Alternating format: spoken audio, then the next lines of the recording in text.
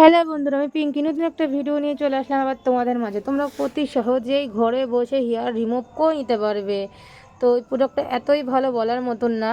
তো এটা তুমি 3 থেকে 4 বার ইউজ করতে পারবে। তো এটা পাউডার টাইপের, তো এনে তুমি কোটে রেখে ইউজ করতে পারবে। তো প্রথমে এই পাউডারটাকে জলে গুলে নিতে হবে, হালকা মুলতানি মাটির গুঁড়ো যেরকম হয় ওরকমই দেখতে হবে।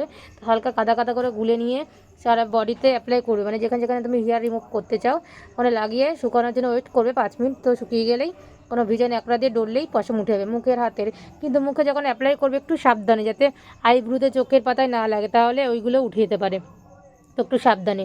তো পার্লারে গিয়ে আর গাদা গাদা টাকা খরচা করতে হবে না, অতি সহজে 250 টাকা খরচা করে তুমি 3 থেকে 4 বার এটা প্রোডাক্টটা ইউজ করতে পারো। যদি মুখে শুধু ইউজ করবে তাহলে তো 5-6 বার ইউজ করতে পারবে।